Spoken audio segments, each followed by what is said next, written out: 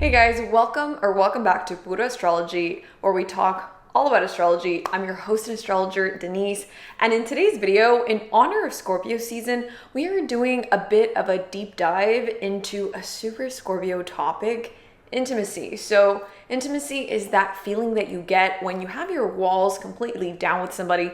And even though Scorpios, they have a bit of a paradox because they love intimacy, but they are also very afraid of it. But Scorpios aren't the only ones who need intimacy. All of us do. But what I found out when researching for this video is that there are different kinds of intimacy, and we're going to talk about which types of intimacy each of the signs prefer in this video. So this could really help you in order to feel closer to your partner or to figure out why it is that you just can't get that close feeling that you really want to have with somebody. I think that especially men, they go about a very peculiar way of trying to get this intimacy. Sometimes they confuse sex with intimacy and they just assume that, I have intimacy because we're doing it. So that's not always the case. So I really want you to bust out your chart and look at your moon. Look at your moon by sign and house placement, and let me know if the element of your moon or the element of the house of your moon really resonates with you. And if not, tell me which of the elements resonated with you the most, because I'm very curious.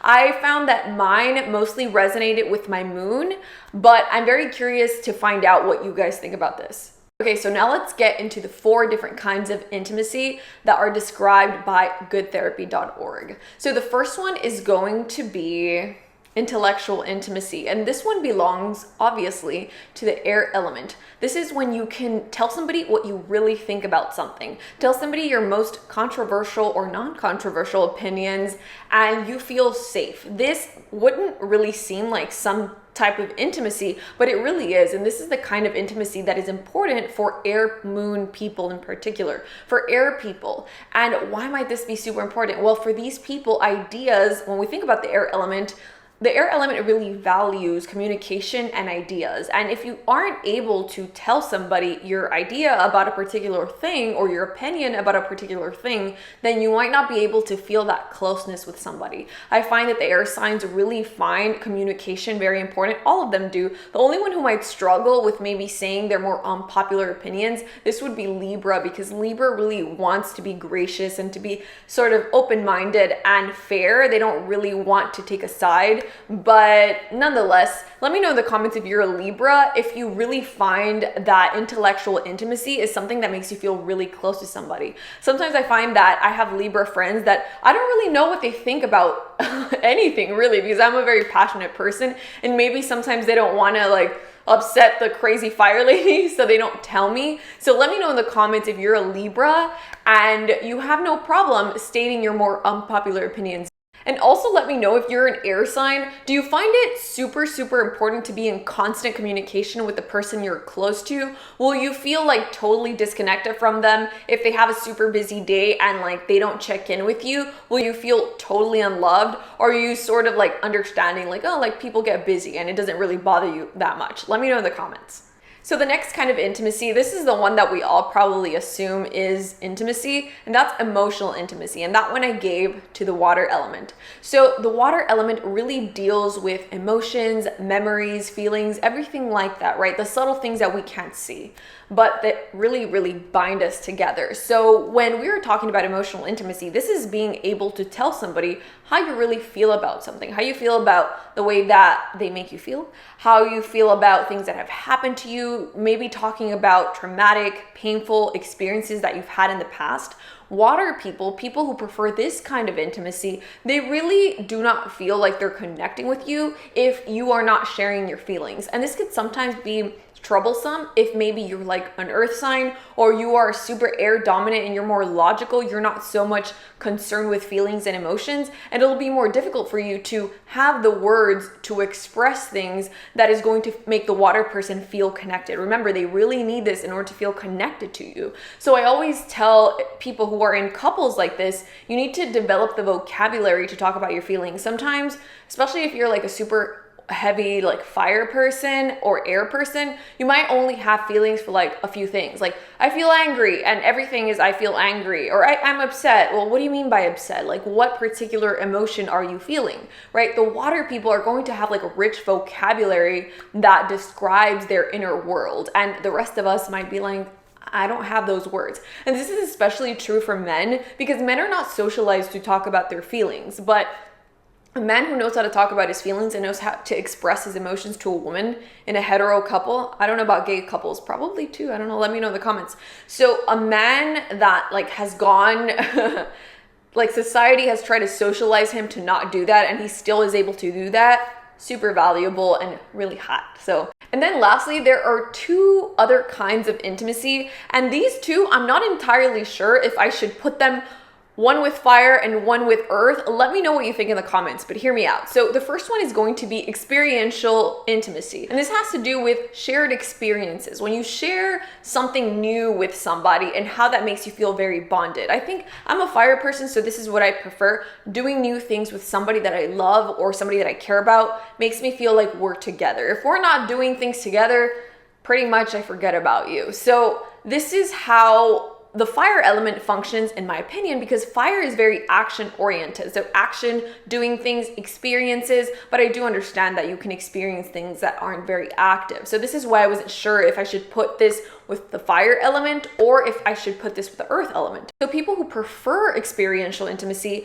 they're going to be more inclined to, maybe they're not going to want to talk about something. If they get upset with you, they're going to be like, hey, like, let's go fishing. Let's go on a fishing trip. Or like, hey, let's go to the mall and just like walk around, or let's go. They're going to be like, let's go do something, right? They're not necessarily going to want to have like a deep emotional discussion about a particular thing. They're going to feel more intimately bonded to you if you're having those experiences with them. And I really think this falls in line with the fire element, but let me know your opinions in the comments.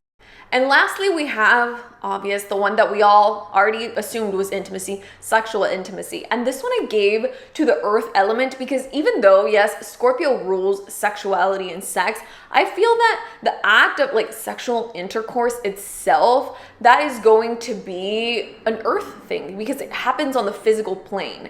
And the earth elements are the ones that tend to be more like sensual things that you could see, touch, smell, taste, you know, like be, all of those are very earth and earthy. And I find that earth people, they sort of take their relationships more seriously once they're actually like in a physical relationship with somebody. It could be more like, think about like a Capricorn. Like a Capricorn isn't just going to just be, you know, sleeping around with people willy-nilly because they're going to be like, what is this relationship going to do for me? So kind of like the act of sex itself, especially, I would say especially true for hetero women, maybe not the men so much because of society, right?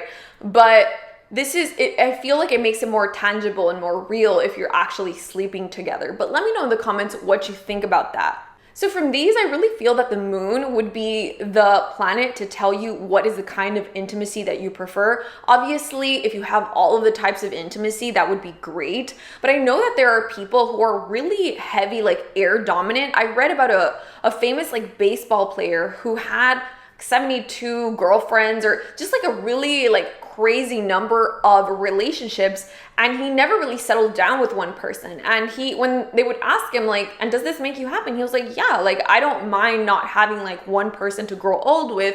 I really like interacting with a lot of people and that makes me happy. So he would be your kind of intellectual intimacy level, right? So this is why sometimes you could have a water moon person or a Scorpio, a very Scorpio dominant person who wants to go very deep with somebody. But if that person is an super air dominant person, they're gonna be like, why can't we just talk about our ideas? Why can't we talk about topics and interesting things? Why do we have to talk about our emotions? And a lot of times like this gets played off like, oh, this is like women versus men, but I don't think that's the case, because I know water moon men who really like to talk about their feelings and your feelings, and they'll be like, hey, how are you doing?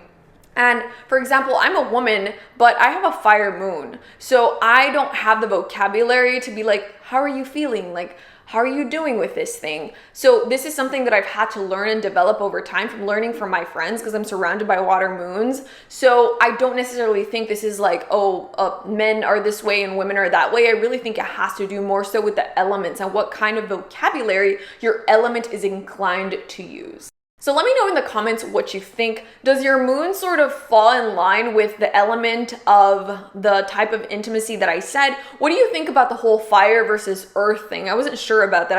I think that the two most obvious ones are going to be your like emotional and intellectual. Those are the obviously like water and air. So let me know what you thought about the other ones in the comment. If you like the video, make sure you give me a thumbs up. If you're not subscribed, subscribe to my channel. I put out videos every single week. And if you'd like to learn astrology from me, if you like the way I teach astrology, go to my website and sign up because very soon I'm going to be putting out a workshop that is going to be live. It's going to be really fun and interactive. And I hope that some of you guys are interested in that. So I'll see you guys in the next video.